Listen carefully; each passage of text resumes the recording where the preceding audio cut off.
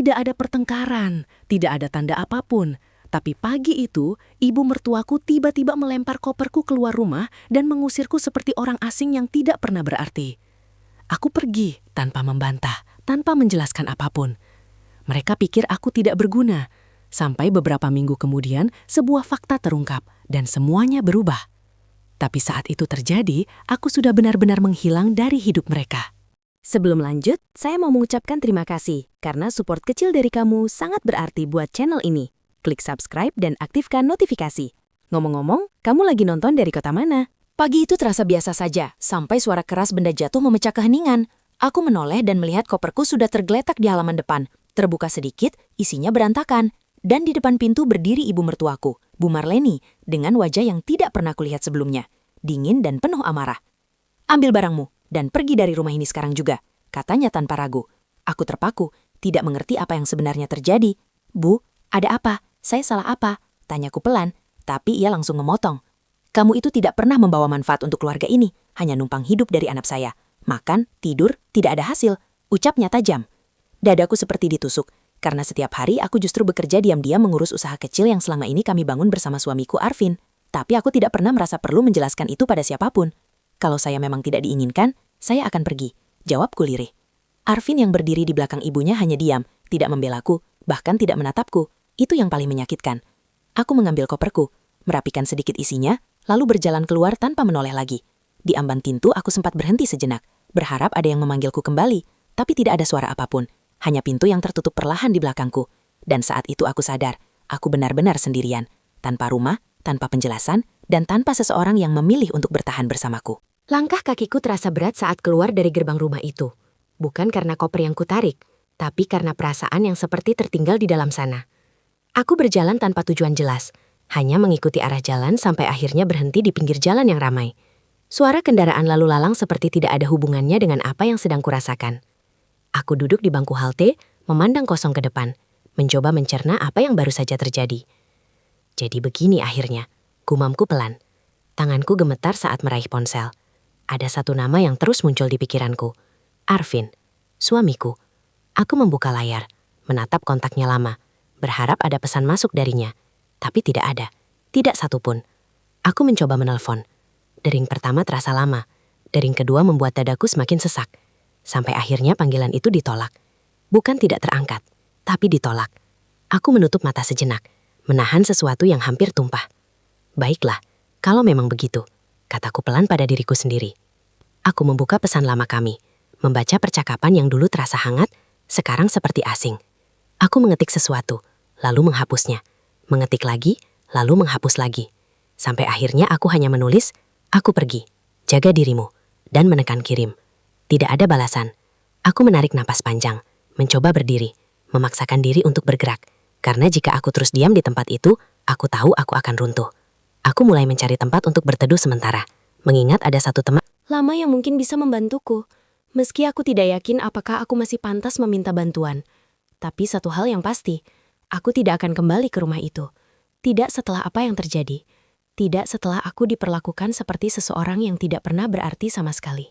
Aku akhirnya berdiri di depan sebuah rumah sederhana di ujung gang. Catnya sudah sedikit pudar, tapi halaman kecilnya rapi. Itu rumah milik Siska, teman lama yang dulu pernah satu tempat kerja denganku sebelum aku berhenti untuk fokus membantu usaha bersama Arvin. Aku mengetuk pintu pelan, jantungku berdegup tidak karuan, tidak tahu bagaimana harus menjelaskan semuanya. Pintu terbuka, dan wajah Siska langsung berubah kaget. Laras, kamu? Astaga, kamu kenapa? Katanya cepat. Matanya langsung turun ke koper di tanganku. Aku tersenyum tipis, mencoba terlihat baik-baik saja. Aku cuma butuh tempat tinggal sementara, kalau tidak merepotkan, jawabku pelan. Tanpa banyak tanya, ia langsung menarikku masuk. Masuk dulu, jangan berdiri di luar, katanya tegas. Aku duduk di sofa kecil di ruang tamu, tanganku masih dingin, pikiranku berantakan. Siska menyodorkan segelas air hangat. Sekarang cerita, apa yang terjadi? Tanyanya. Aku terdiam beberapa detik sebelum akhirnya semua keluar begitu saja. Dari pagi itu, dari kata-kata Bu Marleni, sampai sikap Arvin yang memilih diam. Siska mendengarkan tanpa memotong, sesekali menggeleng pelan. Jadi kamu diusir begitu saja tanpa penjelasan? Katanya tidak percaya. Aku mengangguk. Dan Arvin tidak melakukan apa-apa, lanjutnya. Aku hanya tersenyum pahit. Dia bahkan tidak mencoba menahanku, jawabku. Suasana jadi hening. Siska menarik nafas panjang. Kamu boleh tinggal di sini selama yang kamu butuhkan. Jangan pikirkan yang lain dulu, katanya. Tegas, mataku langsung terasa panas. Bukan karena sedih lagi, tapi karena akhirnya ada seseorang yang memilih untuk tidak meninggalkanku. Aku mengangguk pelan. "Terima kasih, sis," ucapku lirih. Dan untuk pertama kalinya sejak pagi itu, aku merasa tidak sepenuhnya sendirian lagi. Meski di dalam hati, ada satu bagian yang masih belum bisa menerima semuanya. Hari-hari berikutnya terasa seperti berjalan di atas kabut. Aku tinggal di rumah Siska, membantu pekerjaan rumah sekadarnya. Tapi pikiranku terus kembali ke satu hal yang sama. Usaha yang selama ini aku kelola bersama Arvin. Sebuah bisnis kecil yang kami mulai dari nol. Dari tabungan yang kami kumpulkan sedikit demi sedikit. Dari malam-malam panjang penuh perhitungan dan strategi. Dan dari kepercayaan yang dulu terasa kuat. Aku duduk di teras sore itu, menatap layar laptopku, membuka laporan keuangan terakhir yang masih tersimpan. Angka-angka itu tidak bohong. Sebagian besar pemasukan berasal dari pengelolaan yang aku lakukan, dari klien-klien yang aku jaga, dari keputusan-keputusan yang aku ambil diam-diam tanpa pernah aku pamerkan. "Kamu masih mikirin itu?" Suara Siska membuatku menoleh. Aku tersenyum tipis. "Bukan cuma mikirin, itu juga bagian dari hidupku yang sekarang seperti hilang begitu saja," jawabku pelan. Siska duduk di sampingku. "Kamu punya hak atas itu, Ras. Jangan diam saja," katanya tegas. Aku menggeleng. "Aku tidak pergi untuk berperang. Aku pergi karena aku sudah tidak diinginkan," kataku suaraku pelan tapi pasti. Siska menghela napas. "Tapi mereka harus tahu kenyataannya," ucapnya. Aku menatap layar lagi. Jemariku menyentuh trackpad, lalu berhenti.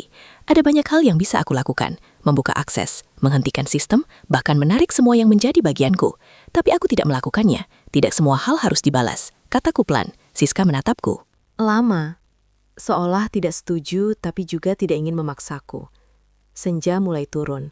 Cahaya oranye menyentuh halaman. Dan di dalam diam itu, aku membuat satu keputusan.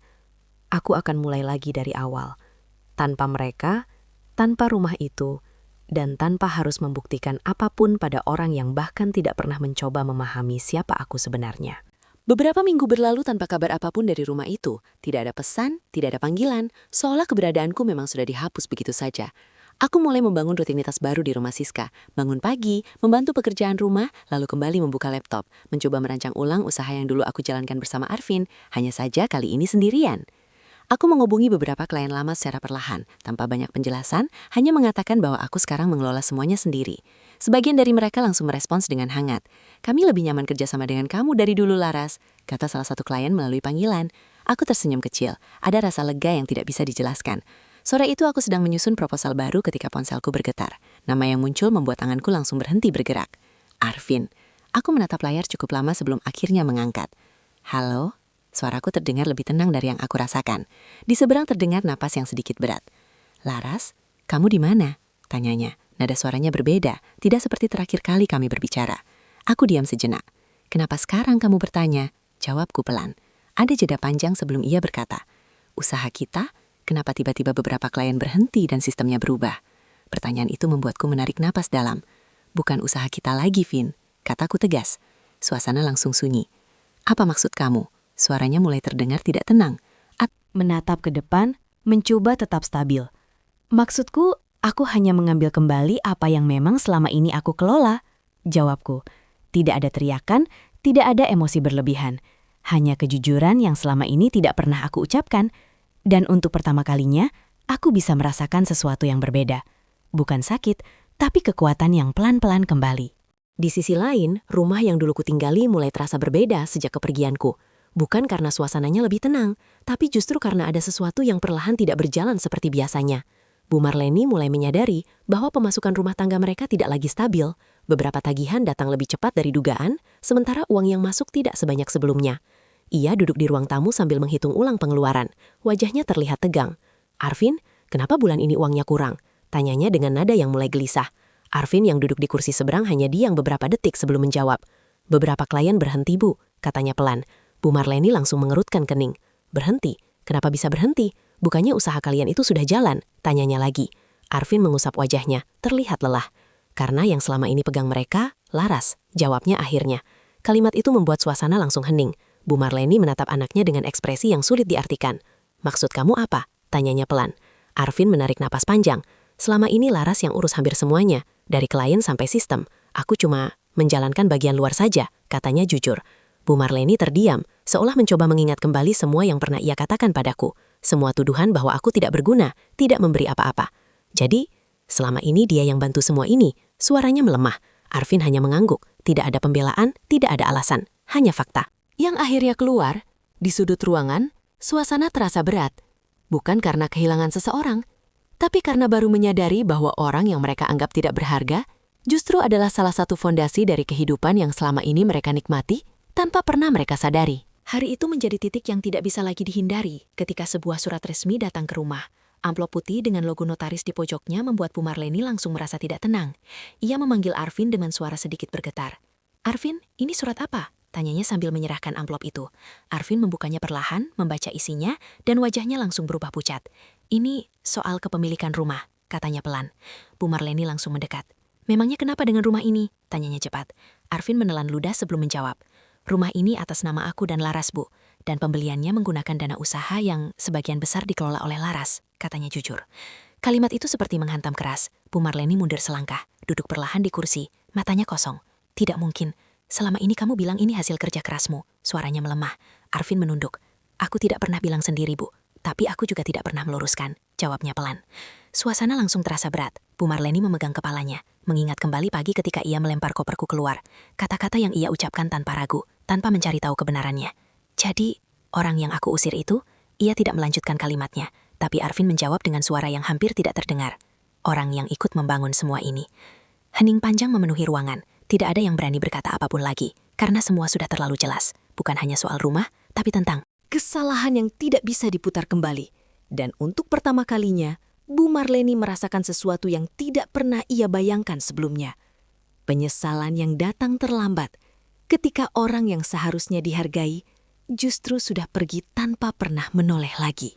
Sejak hari itu, rumah yang dulu terasa penuh kini justru dipenuhi keheningan yang menekan. Bu Marleni lebih sering duduk diam di ruang tamu, menatap pintu depan seolah berharap seseorang akan masuk kembali, seperti tidak pernah terjadi apa-apa. Tapi hari demi hari berlalu tanpa perubahan. Arvin pun mulai terlihat berbeda. Lebih banyak diam, lebih sering menatap ponselnya tanpa benar-benar melakukan apa-apa. Sampai akhirnya suatu malam ia berkata pelan, "Aku harus menemui Laras." Bu Marleni menoleh cepat. "Kamu tahu dia di mana?" tanyanya dengan harapan yang tersisa. Arvin mengangguk pelan. "Aku bisa cari tahu," jawabnya singkat. Keesokan harinya ia benar-benar datang ke rumah Siska, berdiri di depan pintu dengan ragu yang jelas terlihat. Ketika pintu terbuka dan aku berdiri di hadapannya, waktu seperti berhenti sejenak. Kami saling menatap tanpa kata, sampai akhirnya ia bicara. "Laras, kita perlu bicara." Suaranya tidak lagi tegas seperti dulu, lebih seperti seseorang yang datang tanpa kepastian. Aku tetap tenang. "Tentang apa?" tanyaku datar. Arvin menarik napas panjang. "Tentang semuanya. Tentang usaha, tentang rumah, dan tentang kamu," katanya. Aku tersenyum tipis, bukan karena senang, tapi karena akhirnya ia menyebut hal yang selama ini ia abaikan. "Kamu baru ingin bicara sekarang?" tanyaku pelan. Arvin menunduk sejenak. "Aku tidak tahu semuanya sampai terlambat," katanya jujur. Aku mengangguk kecil. "Bukan kamu tidak tahu, Vin. Kamu hanya tidak pernah mau melihat." Jawabku tenang. Suasana menjadi sunyi. Tidak ada emosi meledak, hanya dua orang yang berdiri dengan jarak yang tidak bisa lagi dijembatani oleh kata-kata sederhana seperti maaf. Arvin masih berdiri di depan pintu, seolah tidak tahu harus melangkah maju atau mundur. Aku tetap di tempatku, tidak mengundangnya masuk, tidak juga menutup pintu, hanya membiarkan percakapan itu terjadi di batas yang jelas. "Aku tahu aku salah," katanya akhirnya. Suaranya pelan tapi terdengar berat. Aku menatapnya tanpa ekspresi berlebihan. "Kamu tahu bagian yang mana?" tanyaku.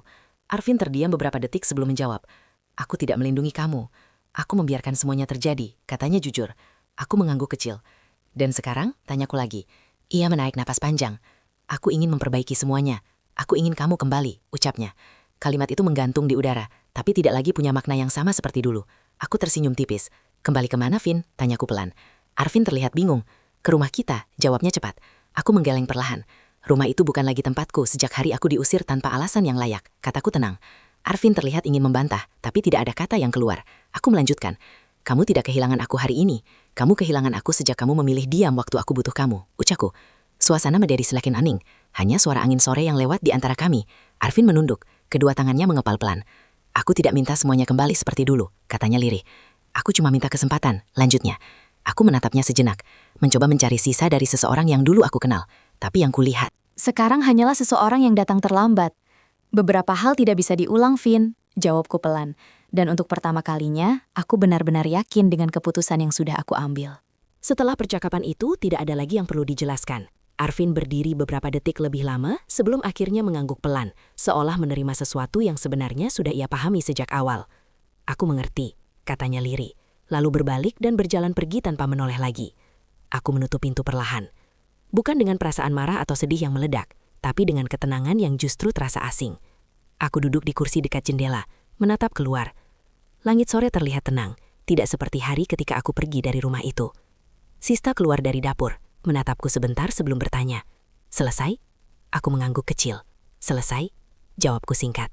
Tidak ada air mata, tidak ada penyesalan. Hanya rasa lega yang pelan-pelan mengisi ruang di dalam diriku. Hari-hari berikutnya berjalan dengan ritme baru yang semakin kuat. Usahaku berkembang lebih stabil. Klien-klien lama kembali dengan kepercayaan yang lebih besar. Dan untuk pertama kalinya, semua yang aku bangun benar-benar berada di tanganku sendiri, tanpa harus bersembunyi di balik siapapun. Beberapa waktu kemudian, aku mendengar kabar bahwa rumah itu dijual. Bukan karena keinginan, tapi karena keadaan yang memaksa. Aku tidak merasa senang, juga tidak merasa ingin membalas apapun. Karena semua sudah berjalan sebagaimana mestinya. Aku hanya berdiri di depan cermin suatu pagi, menatap diriku sendiri dan berkata pelan, "Kamu tidak pernah tidak berguna." Kalimat sederhana itu terasa lebih kuat dari semua yang Pernah dikatakan orang lain.